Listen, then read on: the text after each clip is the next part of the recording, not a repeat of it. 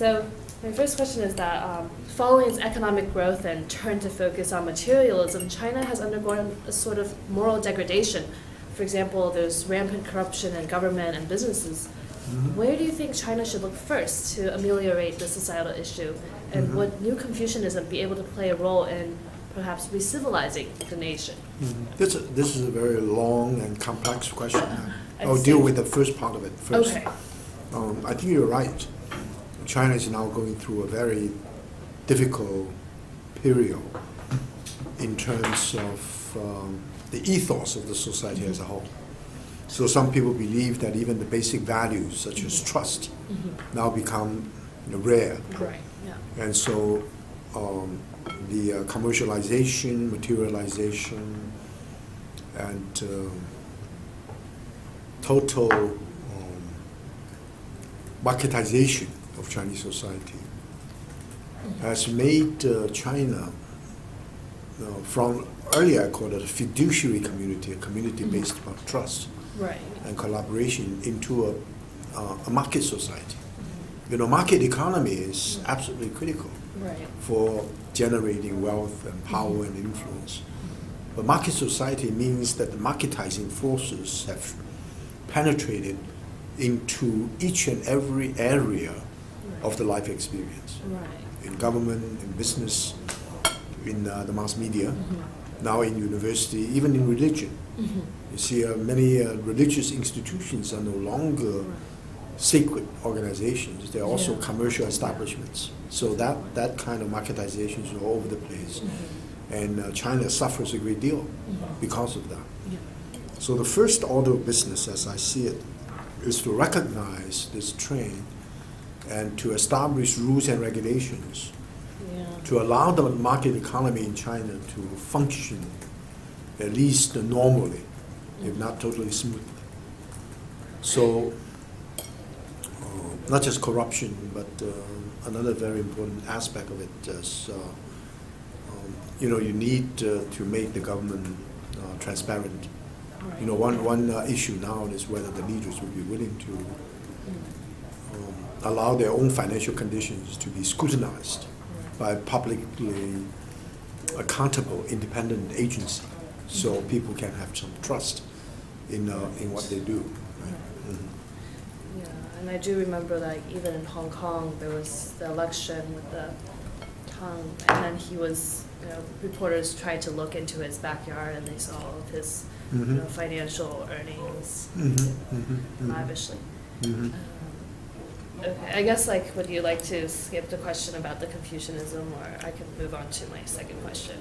We'll return to the Confucian question. Great. I think the first order of business is what I stated this morning. Rule of law. Not just rule of law, is to allow the basic values in the market economy in the West to become truly established values in China. Rationality, freedom, rule of law, and rights consciousness, including intellectual property rights, and the dignity of the individual. So China should take each and every one of these values seriously. And so corruption, illegality, and the lack of transparency, and all kinds of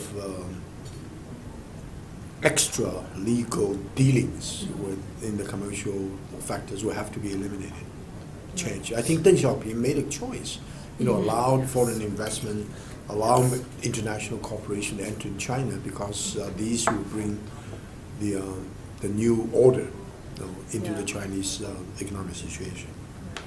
Maybe perhaps when Western values are able to enter China, then these problems would naturally sort of solve themselves as people take on these values, perhaps. Okay. And I have a second question. All my questions they go from very difficult to probably easier to respond to. And as you've said before, total westernization, or 全盘西化, does not really make sense in practice or in theory. So how can Neo-Confucianism respond to the challenge of Western culture?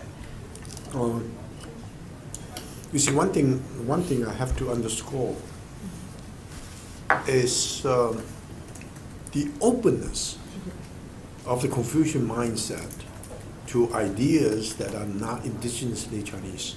You see, now we know, in the case of Japan, not just in China, those people who advocated learning from the West turned out to be all Confucian scholars. In Japan, Fukuzawa Yukiji, we call the Dejima, which is a small island outside of Nagasaki, where the Dutch merchants and Dutch business people gather. Many Japanese went there to study with them. So Japanese call it Langaku, which means Dutch learning. Later, of course, English learning, French learning, German learning, American learning. So learn from the West. I think all these are Confucian, all these people are seasoned in Confucian classics. Very different from, let's say, in a more fundamentalistic Islamic way. You learn Islam, then you train to be anti-West. Whereas the Confucian students are all very open to the West, want to learn from the West. So because it's a learning culture. Right. Okay, and then the third question is that it's a bit personal, both for myself and then obviously for you. So China is truly multifaceted, and as you've emphasized, Chinese identity is an important area of study for you. How do you feel that your experiences across the world have shaped your Chinese identity? And I guess the second part of the question is, as for the Chinese diaspora, especially with Western-born Chinese, such as me, like I'm an ABC, how can we find our culture and identity to be truly considered Chinese? Because from personal experience, I feel that we're caught between two worlds. Sorry. That's really a fascinating question. Yeah. I coined this idea of cultural China in 1989, after the Tiananmen tragedy. And of course, the title of that article is Cultural China, the periphery as the center. Right, yeah. The assumption is that the center is nowhere, almost like the center has been destroyed by its own weight or by its own stupidity. So there's no center. And yet, periphery is everywhere. Right. And culture, unlike ethnicity or gender or the age cohort, is not something given. It's fluid. And depending upon whether you learn it or not. Let's say someone who is born Chinese in a Chinese environment, and the environment is totally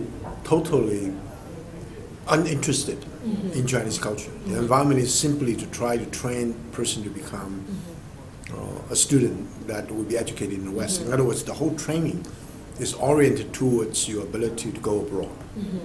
So you may be trained as a student in the cultural area, and your exposure to Chinese culture, especially traditional Chinese culture, is very limited. Now, if someone is in the United States like yourself, and when you went to Yale, you became culturally aware, acutely aware of your own roots, and you began to study, began to analyze, and your Chineseness, in cultural terms, has become greatly enhanced. So I would like to see the idea of being Chinese as open. No one say, wow, since I was born in Beijing, I'm born from, in a very well-educated family, my Chineseness is more authentic than anyone else. Right. So, see, my own experience is very interesting.